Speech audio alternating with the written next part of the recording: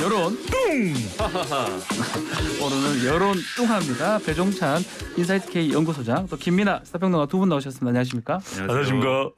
오늘 제가 또 실수를 좀 했어요. 네, 이 광고가 나가야 되는데 듣고 오겠습니다 했어야 되는데 뚱화가 됐어요. 실수한 짤이 조회수가 높게 나와요. 뭐 그러면 정정해야 돼. 그러면 너무 감사한데 실수 없는 사람이 있나. 우리 김민아 평론가님 오늘 감사드립니다. 네, 남들이 펑크 내면 때우러 오는 아유 펑크라니요. 자전거포 주인도 김민아 아니고 제가 평론가가 우리 경쟁 아침 라디오 방송 패널이에요. 네, 알고 있습니다. 경계해야 돼요. 예, 알고 있습니다. 아닙니다. 네. 자, 본격적으로 이야기 좀 이어가겠습니다. 순방 지금 이슈가 계속 다뤄지고 있는데 통상 순방 다녀오면 지지율이 대통령 지지율이 오르거든요. 그렇죠. 네. 이번에는 좀 어떻게 될까요? 글쎄요. 참 이번엔 너무 예측하기가 힘들어요. 지금 뭐 중간 정산을 어떻게 해볼 수도 없고 너무 이게 조문 외교부터 설왕설래 갑론을박이 나오고 있기 때문에 저는 지지율이 글쎄 뭐 큰 변화는 없을 텐데 그래도 조금은 올라가지 않을까요? 왜냐하면 워낙 이 순방 효과라는 것이 주목도가 있거든요. 논란은 되지만 논란이 됐다고 해서 우리가 다 부정적으로 흘러가냐면 그건 꼭 아니거든요. 원래 조문 외교는 워낙 지금 뭐 논란이 되고 있기는 합니다. 그래도 이제 중요한 건 이제 바이든 대통령과의 회담 결과겠죠. 예. 그 결과가 어떤 내용이 나오고 어떻게 전달이 되느냐 어떻게 또 해석이 되느냐도 중요할 것 같고 원래 이 해외 순방은 또 임기 초반에는 대통령 지지율을 올리는데 또 상당히 도움이 되는 도움이 역할을 해왔거든요. 그러니까 오죽했으면 미국 대통령은 에어포스 원 미국 대통령 전용기죠. 에어포스 원을 타고 이 순방 외국에 순방하면 바이든 대통령 같은 경우도 비행기를 내리기 싫다 그래요.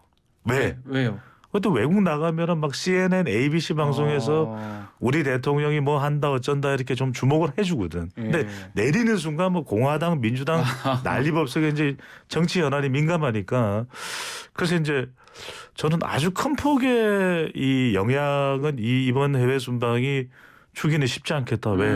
워낙 이 조문 외교부터 첫 단추부터 논란이 됐기 때문에 그래도 뭐 1% 2%든 조금 올라갈 가능성은 있을 것 같아요. 조문도 그렇고 지금 유엔 기조연설 또 정상회담도 말들은 좀 많거든요. 그래서 지지율의 반영이 어떻게 될까요?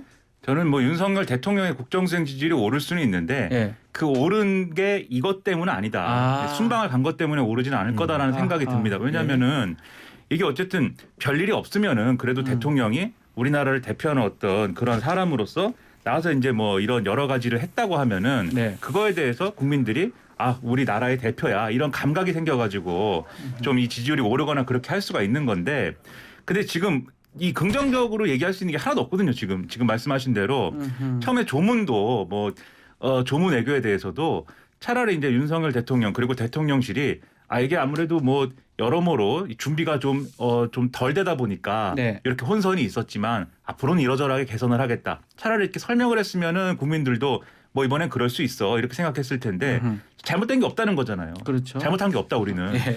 근데 이게 한국 사람의 어떤 그런 기준에서 보면은 조문을 갔는데 쉽게 얘기하면은 향 피우고 절하고 요거는 안 하고 나머지 것만 했다라고 하는 거는 좀 이상하지 않습니까? 그래서 이게 잘 설명이 안 되는 부분이 분명히 있어서 이게 왜 그러지? 대통령이 너무 아마추어 아니야? 이런 여론이 더 강화될 수 있고 그리고 유엔 총회에서 기조연설 한 것도 이게 확 마음에 와닿는 그런 내용은 또 아니지 않습니까? 네. 저는 좋은 얘기라고 생각하는데 좋은 메시지일 수 있는데 국민들이 볼 때 저기 유엔 총회까지 가서 저런 얘기하는구나라고 탁 이제 받아들일 수 있는 그런 내용은 또 아닌 것 같아서 이것도 별도의 평가는 좀 어려울 것 같고 정상회담 관련해서 한일 정상회담 논란 끝에 어쨌든 하긴 했습니다만 만난 거에 의의를 둬야 돼요 지금. 네. 어쨌든 만났다. 그리고 만나는 과정도 좀 우리가 너무 숙인 거 아니냐. 그런 우리가 거고. 찾아갔고 지금 나왔는데 네, 속보죠. 한미 정상회담 관련해서 바이든 대통령하고 48초 정도 스탠딩 한담을 하고 회담은 좀 안 될 것 같다 이렇게 그러니까 이게 보도가 났어요. 바이든 대통령이 어떤 행사에 참여를 하고 있었는데 예. 우리가 간 겁니다. 아이고야. 가서 이제 좀 만나서 반갑다. 48초간 그 영어로 대화를 했을까요? 좀 통역도 하고 이랬어야 이제 긴 대화가 되는데. 48초가 만약에 혹시나 통역까지 들어가면 뭐 20초도 못했을 수 그러니까 있겠네요. 헬로 뭐 이거 정도잖아요. 헬로 굿바이 정도인데. 하와이 진짜 그 정도만 하네요. 그렇죠. 네. 그러면 사실은 그래서 한일 정상회담도 그렇고 한미 정상회담도 그렇고 그나마 한일 정상회담은 명시적인 뭐 결과가 없어도 그동안 못 만났으니까 그렇죠. 만났다. 그래 어쨌든 만났구나라는 게 가능하지만 한미 정상회담에서는 지금 정상회담이 이루어진 게 냉정하게 얘기하면 아닌 것이고 뭔가 명시적으로 또 전기차 문제라든지 이런 것들 걱정이 많았는데 해결될 수 있는 단초나 이런 거 실마리 이런 걸 잡지 못한 거지 않습니까? 그 종합적으로 보면은 그러면 이게 해외 순방이 성공적이지는 않다. 이런 평가가 되는 것이기 때문에 예. 지지율에 이 요소가 긍정적으로 작용할 개연성은 뭐 별로 크지 않지 않나 저는 그렇게 생각을 합니다. 뭐 기대대로 안 되는 상황이 전개되고 있는 것만은 또 어느 정도는 최소한 분명해 한미 보이는데. 정상회담은 얘기를 하고 간 건데 그렇죠. 결국은 뭔가 그래서 이제 이거는 예. 조금 더 우리가 또 추가 소식을 좀 전해 봐야 들을 되는데, 필요가 있을 것 예. 같고요.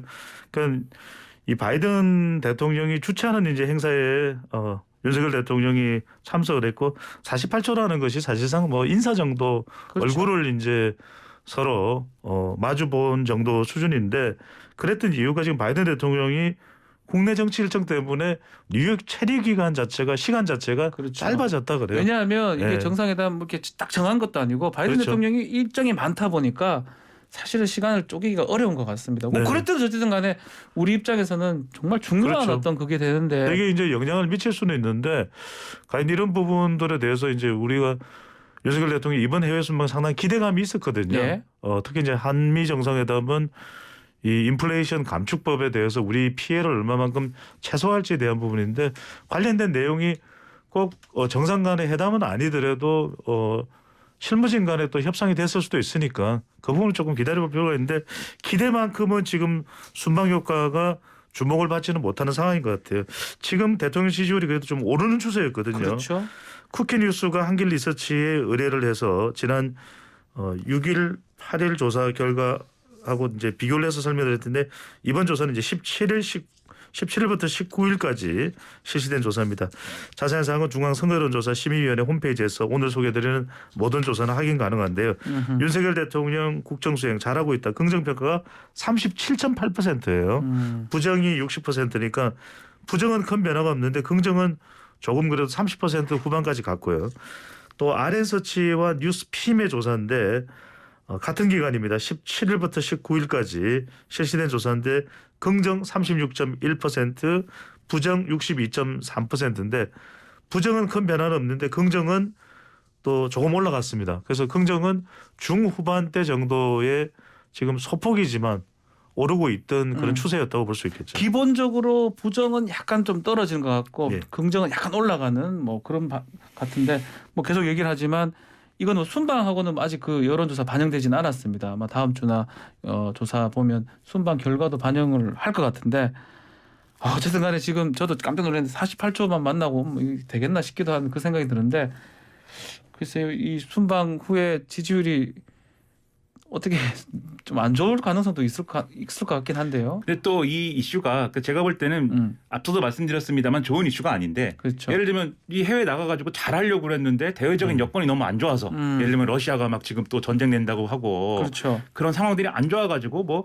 성과를 내는 게 좀 어쩔 수 없었다 이런 분위기면 괜찮은데 그게 아니라 마치 대통령실이 뭐 일을 잘못한 것 같은 분위기지 그런 않습니까? 분위기가 자꾸 연출이 돼요. 그렇지 예. 이 한일 정상회담도 예. 너무 성급하게 우리가 흔쾌히 우리가 다 한일 정상회담하는 거 합의를 예. 했다라고 먼저 발표한 게 오히려 독이 돼가지고 이게 좀 이상해진 그런 것도 있기 때문에 네.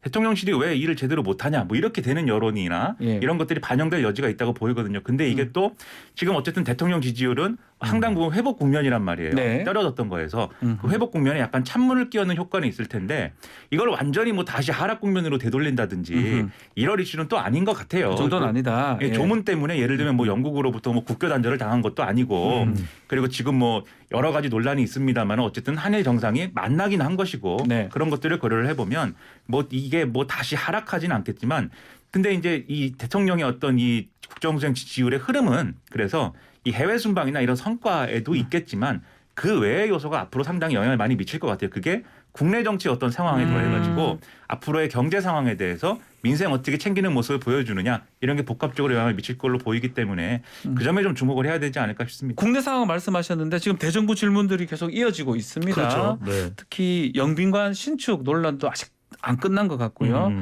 특히 이 대정부 질문에서 추경호 부총리가 비서실에서 그 얘기를 전해받았는데 대통령이 네. 보고는 안 했다. 이 얘기도 좀 논란이 될 것 같아요. 그렇습니다. 이게 이제 추경호 부총리는 뭐 열심히 설명을 했지만 국민들의 공감대를 확보하기는 또 쉽지가 않을 것 같아요. 왜냐하면 네. 결국 중요한 것은 저는 뭐 지금 대통령의 순방에 대해서도 뭐 외교 참사 이야기가 나오고 있는데 그건 뭐 너무 좀 섣부른 판단인 것 같고 아직까지는 예. 최종적으로 어떤 환경에서 어떤 조건에서 대통령의 순방 결과가 성과가 있는지를 좀 더 확인해 볼 필요는 있을 것 같고요.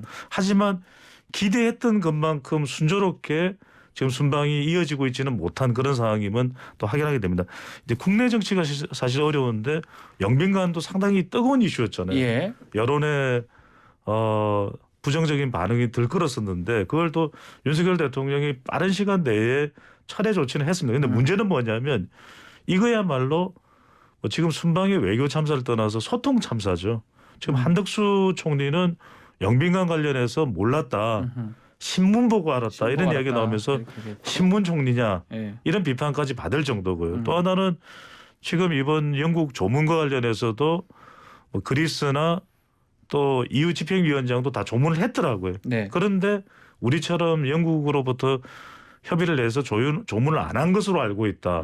그것도 잘못 파악하고 있었던 내용인 거죠. 것이 예. 이제 예. 더불어민주당 김의겸 의원의 대정부 질문을 통해서 나타났고 추경호 부총리는 어떤 내용이냐면 영빈관 예산이 이 8월에 비서실에서 이제 요청이 됐고 대통령의 보고는 없었다. 아니 어떻게 이게 신축되는 영빈관인데 대통령이 모를 수 있느냐라는 질문에 대해서 개별적으로 이런 사안들을 다 대통령에게 보고하지는 않는다.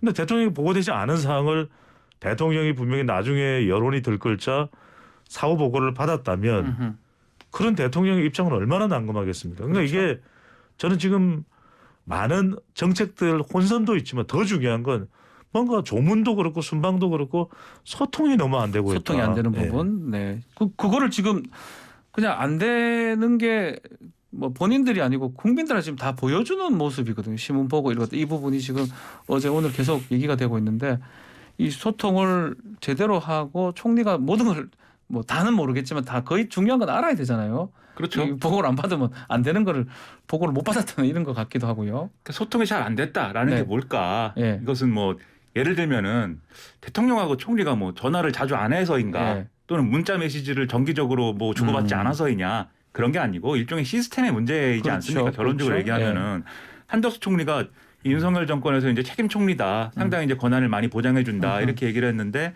주요 사안에 대해서 거의 다 신문 보고 알았다라고 얘기를 하고 있고 네. 그리고 이제 박진 외교부 장관 총리가 내각을 통할하지 않습니까? 박진 외교부 장관 지금 어디 있는지를 몰랐어요. 그렇죠. 네. 어디 있는지 잘 모르고 이런 상황을 보면은 이 총리가 맡아야 될 역할이나 이런 것들에 대해서 지금 정권에서 제대로 이게 좀 시쳇말로 하면은 가르마 차져 있는 상황은 그렇죠. 아닌 것 같다. 네. 이렇게 볼 수밖에 없는 거고 특히 영빈관 예산이 어떻게 편성되느냐가 이게 참 의문인 것인데 왜냐하면 이게 기재부 예산이지 않습니까? 그렇죠. 그렇기 때문에 추경호 부총리한테 물어보는 건데 영빈관이라는 어떤 그것의 특성상 그냥 실무진들이 지금 이제 추경호 부총리나 한덕수 국무총리 얘기를 종합해서 결론을 내면은 기재부의 실무진들하고 대통령실 실무진들이 알아서 야 우리 영빈관이 있어야 될 것 같은데 이래가지고 예산 편성하고 예. 보고도 안 했다 얘기가 되는 거예요. 지금 들어보면 종합해보면 딱 그런 상황이에요. 그렇죠. 그런데 예. 그게 납득이 되는 얘기냐? 왜냐하면 중요한 정치적 쟁점이 그렇죠. 되게 뻔하지 않습니까? 그런데다가 영빈관을 주로 사용해야 되고 주로 거기에 신경 써야 되는 사람 누굽니까? 대통령이지 않습니까? 그러면 제가 상식적으로 생각할 때는 영빈관이 필요한데 라고 하는 최종적인 지시는 대통령이 내려야 되는 것이고 예산 편성해봐. 네. 이건 대통령이 이 지시를 해야 되는 것이고 그리고 예산이 편성됐으면은 그것에 대한 최종적인 확인도 대통령이 해야 되는 것이죠. 네. 근데 마치 그런 게 아니다. 우리가 알아서 한 것이다라고 얘기하는 거는 제가 볼 때는 그 앞에 있었던 대통령 해명, 이 국민들이 불편해하는 사항에 대해서는 다시 철회해라. 이렇게 예산을 철회하지 않았습니까? 네. 이게 어떻게 보면은 유체이탈 탈압법이냐 이런 얘기도 나올 법한 게 지금 맥락대로 하면은 대통령이 필요해가지고 편성한 예산인데 국민들이 불편해하니까 철회해라라고 얘기하는 게 아니라 네. 내가 잘못 판단한 것 같습니다. 미안합니다. 이렇게 얘기하는 게 맞는 건데 에헤. 그런 내용이 아니고 그 해명도 사실 대통령이 몰랐나 이런 뉘앙스의 해명이거든요. 그렇죠. 요 해명을 정당화하고 이 상황에 맞추기 위해서 지금 대통령에게 보고를 안 했다라는 취지로 다 설명하고 있는 게 아니냐. 혹시나 이게 그런 게 의문인데 의문이다. 예. 그렇다고 하면 이게 상식적이지 않기 때문에 아. 그러한 의문이 아니라 그게 당신이 오해를 했으니 당신은 오해를 하고 있고 김민하 평론가라는 사람 오해를 하고 있고 사실이 이렇습니다라고 누구나 받아들일 수 있는 수준의 그러한 말씀을 해주셔야 되는데 지금 그게 진행되고 있는 것 같지는 않다라는 점에서 이런 것들도 여론에 긍정적일까 좀 아닐 것 같다는 생각입니다. 부정적이다. 예. 그러니까 소통이 계속해서 문제가 되는 겁니다. 그러니까 인사에 대해서 충분한 설명이 안 되어 있고 또 지금 순방과 관련해서도 저는 실제 이 외무적으로 조율의 문제도 혹시 있을 수도 있겠지만 더 큰 문제는 바로 이런 소통 부분이죠. 소통. 대통령이 순방 중에 국내 내치를 또 총괄하는 사람은 국무총리인데 총리죠, 총리. 외교부 장관이 어디에 갔는지를 모르고 있다. 이건 사실 심각한 것이거든요. 네. 이런 부분들이 국민들로부터 이제 지적받고 비판받는 거죠. 자, 여당이 또 집권 대통령실에서 좀 지지율이 지금 떨어지고 있는 상황이긴 한데도 야당 입장에서는 이렇게 공격 포인트가 많은데 정당 지지율을 보면요 별로 안 오른 모양에서 오히려 큰 폭으로 좀 빠진 게 있어요. 그렇습니다. 이제 정당 소개 좀 지지율이라는 것이 이제 자동응답 조사냐 예. 또는 뭐 전화 면접을 직접 하는 조사냐에 따라 다르긴 합니다만 대체적으로 지금 한 두어 가지 조사를 좀 소개를 해드리겠습니다. 한국갤럽이 자체 조사로 지난 13일부터 15일까지 실시한 조사입니다. 예. 어느 정당을 지지하는지 물어봤는데요.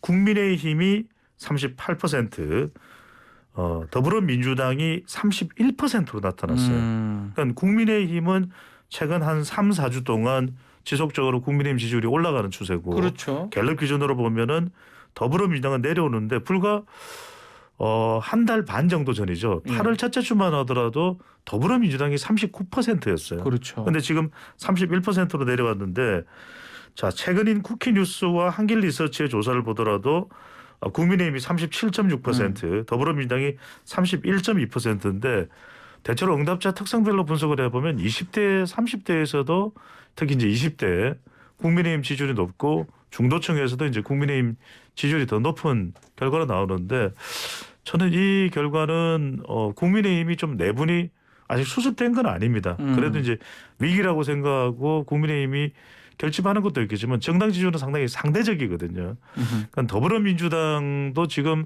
반사 이익을 더 많이 얻어가야 되는데 대통령의 낮은 지지율 또 집권 여당의 내홍 우왕좌왕하는 모습. 근데 여기에 또 이 중도층이나 20대의 이 더불어민주당 지지율이 좀 빠진 걸 보면 최근 한 달 새. 네.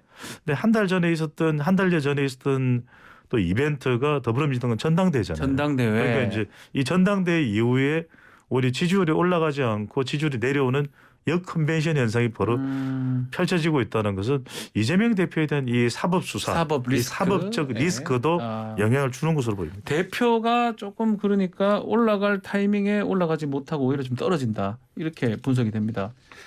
저는 그런 것 같아요. 지금 정부 여당이 제대로 할 일을 못 하고 있다라는 전제가 있으면은 그때 야당이 기회를 얻고 좀 이렇게 국민들의 지지를 얻기 위해서는 이렇게 정부 여당이 못 챙기고 있는 거를 우리가 챙길 수 있다. 우리가 예를 들면은 지금 민생을 제대로 챙기지 못하는 거에 있어서 그리고 경제에 있어서의 대응을 제대로 못하는 거에 있어서 네. 우리라면 제대로 대응할 수 있었을 것이다. 이거를 얘기해 주는 게 중요한데 아하. 민주당이 그 점에서 뭐 민생이라든가 이런 메시지를 강화하려고 하는 노력은 있습니다. 그런데 여전히 민주당의 메시지의 중심, 그러니까 정치 행위의 어떤 중심은 뭔가 이제 정쟁화시키는 것에 있는 것 같다라는 게 국민들의 생각인 것 같아요. 아하. 그래서 지금 말씀하신 이재명 대표의 사법 리스크 이게 분명히 있는데 여기에 대해서 정치 탄압이라고 하고 반발하고 이런 국면 속에서 이 지금 이제 여당이 이재명 대표의 그런 사법 리스크를 거론할 때마다 이제 일종의 반격처럼 내놓는 게 김건희 여사에 대한 여러 가지 논란 하고 있죠. 예. 그렇죠. 그다음에 뭐 그 대통령실 이전 관련 예산 문제, 그다음에 앞서 말씀드린 이제 영빈관 문제 이런 거거든요. 근데 이게 저는 당연히 지적할 수 있는 문제고 또 김건희 여사에 대한 특검도 고려해야 되고 추진해야 된다라고 생각하는 쪽이지만 이런 것들이 모든 야당의 어떤 정치의 중심이다라고 하면은 이게 마치 국민들이 볼 때는 뭔가 자기들끼리 싸우는 것 같다. 밥그릇 싸움 아니냐. 자기들이 살려고 싸우는 싸움이다. 뭐 이런 느낌이 들 수가 있는 거거든요. 네. 그렇기 때문에 오히려 저는 이재명 대표가 처음에 이 사법 리스크 문제가 불거졌을 때 이거는 내가 감당하겠다. 당은 당이 할 일을 하자. 당은 민생을 챙기자. 이렇게 선을 딱 긋고 수사에 대해서 나는 정정당당하게 응하겠다. 이렇게 갔으면은 이런 시각, 국민들의 이런 의심을 좀 덜어낼 수 있었을 텐데 네. 지금 그렇게 오지 않았습니다. 다행히 얼마 전에 이제 비공개 회의에서 이재명 대표가 그런 취지의 얘기했대요. 네. 이 사법 리스크는 내가 짊어질 테니까 당은 민생을 챙겨라 이렇게 얘기를 했다고 하는데 전반적인 당의 움직임이 그런 쪽으로 가야죠. 민생을 우리는 챙긴다라는 쪽으로 가야 되는데 그게 여전히 부각이 안 되고 있기 때문에 그래서 여론에는 긍정적으로 반영이 안 되고 안 있는 되는 거 아닌가 것이다. 싶습니다. 자, 어제 발표된 조사 중에 네. 또 주목할 게 하나 있는데 이른바 이준석 신당 그렇습니다. 네. 이 조사를 보니까 상당한 영향력이 있는 것 같아요. 네, 조금 근데 속 내용은 들여다봐야 될 것 예, 같아요. 알려주십시오. 한길리서치가 쿠키뉴스와 함께 실시한 조사 결과인데요. 이준석 전 국민의힘 대표가 신당을 창당할 경우에 지지할지 여부를 물어봤습니다. 예. 지지한다가 35.9%, 지지하지 않는다가 56%로 나타났습니다. 근데 이걸 두고서 지지하지 않는다가 56%로 절반을 넘는 정도의 수준이거든요. 근데 만약에 이준석 전 대표가 신당을 창당한다면 국민의힘이 상당히 위태로울 거다. 그렇지는 않아요. 이 결과를 보면 이준석 신당을 지지한다라는 응답자들이 대체적으로 더불어민주당이나 또 일부 이제 진보층이나 중도층이거든요. 그러니까 예. 국민의힘 지지층에서는 이준석 전 대표를 지지한다라는 결과가 응답이 많지 않아요. 그러니까 창당을 하게 되면은 그래도 부담은 되겠죠. 국민의힘 쪽에서. 보수 정당이 뭐 두 개가 되니까요. 예. 실제로 우리가 이준석 전 대표의 신당이 실체화됐을 때 더불어민주당과 국민의힘 그리고 이준석 신당에 대해서 선택지를 놓고서 선택을 할 때는 이준석 전 대표가 선택받을 수 있는 유권자층은 대체로 20대 남자, 30대 남자 그리고 신세대 보수층 일부 그리고 중도층 일부 정도가 될 겁니다. 그래서 이게 얼마나 파괴력이 있을지 아직 우리 또 국회의원 선거는 소선거구 제도거든요. 그러니까 이제 1등한 지역구에서 한 사람을 뽑는 것이기 때문에 비례대표를 연동형 비례대표제가 유지된다면 여기서 이제 전국 전국 비례 정당 투표에서 이준석 신당이 얻어갈 부분이 있을 텐데 그러니까 이렇게 봐야 될 것 같아요. 이준석 신당이 창당되면 주로 청년 세대 특히 남자 위주로 지지층이 형성되면서 더불어민주당과 국민의힘 모두에게 이 MZ세대 유권자층의 이 위협이 될 수는 있을 걸로 보입니다. 지금 말한 것처럼 뭐 역선택 비슷하게 지금 잡혀는 거다 이렇게 네. 우리 배종선 소장께서는 보시는 것 같은데 그래도 적극 지지층이 한 17.3%면 이거는 뭐 이분들은 뭐 제가 정확하게 이해하는지 모르겠지만 당을 만들면 최대한 적극적으로 지지하고 뭐 가입도 하고 할 수도 있다 이렇게 봐야 되는 거 아닙니까? 저는 이 여론조사 결과와 별개로 예. 이준석 전 대표가 예를 들면 제명이나 이런 처분이 내려질 경우에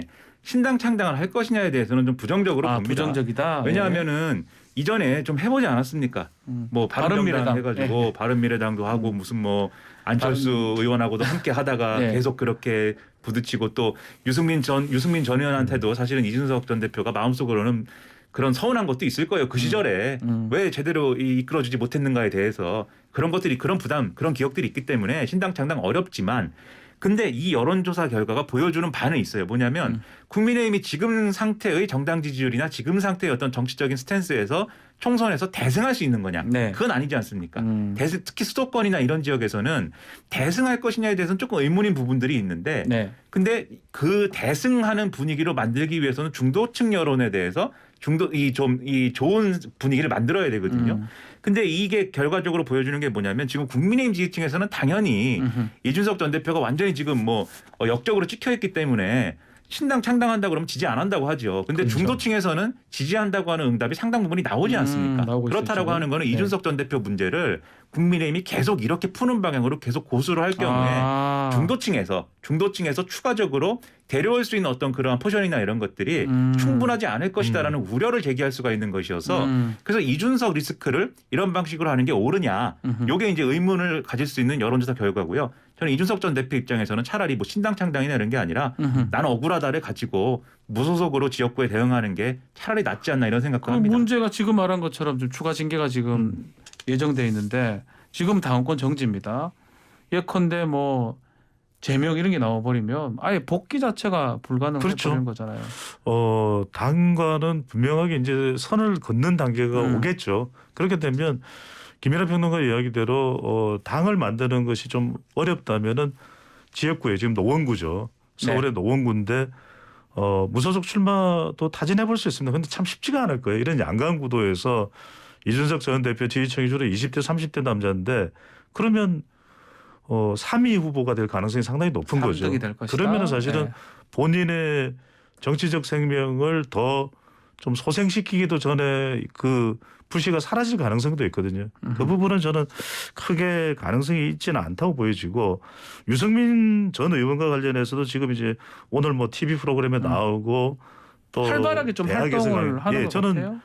이 정치 몸풀기를 하고 있다고 봅니다. 워밍업을 하고 있는 단계인데 과연 어떤 방향으로 나갈지는 모르겠어요. 그런데 전당대회 국민의힘 전당대회 도전해서 가능성을 높인다. 이건 쉽지 않을 것 같아요. 왜? 대체적으로 지금 유승민 전 의원에 대해서도 국민의힘 지지층의 지지는 높지 않습니다. 아하. 더불어민주당 지지층이나 오히려 중도층에서 지지 또 수도권 또 연령대에도 60대 이상의 보수 성향이 강한 유권자층이 아니라 오히려 젊은 세대 쪽이 집중이 돼 있거든요. 네. 그렇다면은 결과적으로는 비윤 반윤 세력을 결집하기가 쉽지 않을 텐데 어떤 행보를 원할까? 일각에서는 그래서 이준석 전 대표와 손잡고 신당 창당을 한다는 이야기도 나오는데 글쎄 일단은 영향력을 좀 확보한 다음에 국민의힘 내부에서 좀 몸부림을 칠 수 있을지 돌파구를 만들지 아니면은 다른 정치 세력을 규합하는 게 나을지에 대한 의사결정이 있을 것 같아요. 지금 말한 것처럼 전당대회 당대표가 앞으로 이제 뽑아야 되는데 여론조사 뭐 최근에 나왔던 거 보니까 유승민 전 의원이 1위를 또 차지하긴 했더라고요. 근데 그런 여론조사들이 그거야말로 이제 네. 다 이제 중도층하고 전체 전체당 응답자죠. 지지층 뭐 이런 뭐 데서 어차피 국민의힘 당원이 뽑아야 제일 중요한 거 아니에요? 그렇죠. 일부 아마 여론조사가 반 정도 반영되는 룰로 하긴 할 것인데 네. 하지만 역시 이제 국민의힘 지지층에서는 유승민 전 의원에 대한 악감정들이 여러모로 있어요. 그러니까 과거에 탄핵 국면에서 뭐 배신자다 이게 아직도 핵심 지지층에서는 남아있는 데다가 네. 지난번에 대선 후보 경선할 때 윤석열 후보하고 굉장히 그 뭐랄까요 날선 어떤 그렇죠. 갈등 뭐 이런 것들을 벌이지 않았습니까? 홍준표 이 대구시장보다도 훨씬 더 그게 컸거든요. 그래서 어떻게 봐도 국민의힘 지지층이 수월하게 이렇게 납득할 수 있는 그런 당권 주자는 분명히 아니에요. 근데 다만 이게 그런 딜레마입니다. 지금 그래서 뭐 추가 징계 얘기도 하고 하셨습니다만 유승민, 이준석을 그래서 그냥 다 빼고 국민의힘 지금 상태에서 국민의힘 지지층만 안고 가면 이기는 거냐 그게 아니니까. 이게 총선 이제 앞으로 있을 총선에 그렇죠. 예. 그러면 여기서 이준석, 유승민하고는 절대 같이 갈 수 없는 거다라고 한다면은 그러면 어떤 해법이 나와야 되냐면 이준석, 유승민으로 대변되는 지금의 어떤 중도층 내지는 합리적 보수층을 그래서 그런 아이콘 없이도 끌어올 수 있도록 하는 모습을 자체적으로 보여줘야 되는 거거든요. 그러면 아하. 윤석열 대통령과 국민의힘이. 예. 근데 그런 모습이냐? 지금은 그렇지가 않아요. 내일부터는 그럴 것이냐? 그건 지켜봐야 될 것인데 다만 이런 거 있습니다. 추가 징계를 한다고 하는데 이준석 전 대표를 추가 징계를 하려면 지금 뭐 말한 걸 가지고 한다는 거잖아요. 양두구육이라고 표현한 거랑 신군부라고 개고기 표현한 거랑. 신군부. 예. 네. 근데 그거 가지고 제명에 준하는 그런 처분을 한다는 게 국민들이 납득하기는 좀 어렵지 않을까 싶은 부분이 있고 그러려면 수사 결과가 나와야 되는데 지금 이제 알선수재와 관련돼서는 어쨌든 적용하기 어렵다. 네. 그 법리를 적용하기 어렵다라고 한 거고 나머지 무고랑 증거인멸 교사인데 그런 것이 수사 결과가 나오는 것이 좀 시일이 걸릴 테니 또 재판부의 기피 신청 이런 거를 좀 말이 안 되는 논리로 해가지고 이게 침대 축구 아니야 이런 평가를 또 받고 있는 거잖아요. 그렇죠. 이런 무리한 모습들, 자기적인 어떤 그러한 어떤 일정을 만들어가는 모습들이 과연 중도층과 합리적 보수층에게 기대를 안게 만드는 그러한 모습이냐 아니라는 거죠. 자 그렇다면 근데 앞으로 참 답답한 이제, 건 그 말씀을 드려야 될 것 같아요. 김연아 평론가 말씀은 구구절절이 옳죠. 근데 네. 현실적으로 우리 정치가 또 국민의힘이 그렇게 흘러갈 것인가. 이준석 전 대표를 껴안고 유승민 전 의원의 지지 세력까지도 포용할 수 있는 그 통큰 이 정치 행보를 또 스타일을 보여줄 것인가. 대통령도 그렇고 그렇지 않을 것 같아요. 이미 감정적으로 너무 골이 깊어졌고 되돌아오기에는 지지층 내에서도 이미 갈라져 있는 상태거든요. 그래서 저는 현실적으로는 이준석 전 대표나 유승민 전 의원은 다른 정치적 선택을 할 수밖에 없지 않을까라는 생각이 듭니다. 그들을 네. 껴안고 못 가겠으면 지금의 국민의힘이 그 사람들 지지하는 사람들 직접 공략할 수 있는 그런 걸 내놔야 된다는 뭔가 얘기였어요. 방법이나 네. 포인트가 있어야 되는데 그 포인트가 과연 있을까라는 게 그렇죠. 김민아 저는 평론가의 좀 의문이다. 생각이시네요. 네. 그러니까 그런 게 있다 그러면은 이런 질문이 나오겠죠. 김연아 평론가가 그런 방법을 알면 좀 알려주세요. 제가 좀 적용을 하게요. 네, 제가 국민 통합을 위해서 이렇게 계속 상대편을 비난하고 욕하고 그다음에 뭐 수사한다고 하고 뭐 이런 걸로만 끌고 가는 그리고 어떤 올바른 지적 그리고 충분히 경청할 만한 지적에 대해서도 다 이거 야당의 음모이다라고만 얘기하는 그런 폐쇄적인 정치로만 계속 가는 듯한 안 모양새인데 된다. 그렇게 가서는 그 중도층 공략이 어렵다는 거고요. 오히려 알겠습니다. 합리적인 모습, 민생을 챙긴다라고 얘기하면서 상대가 옳은 말하면 받아들이고 필요한 거는 하겠다라고 네. 얘기하는 그런 리더십을 기대한다는 얘기였습니다. 알겠습니다. 자 오늘 여론 뚱합니다. 여기서 예. 마무리를 하겠습니다. 배종찬 소장님 또 김민아 평론가 두 분 감사합니다. 고맙습니다. 감사합니다.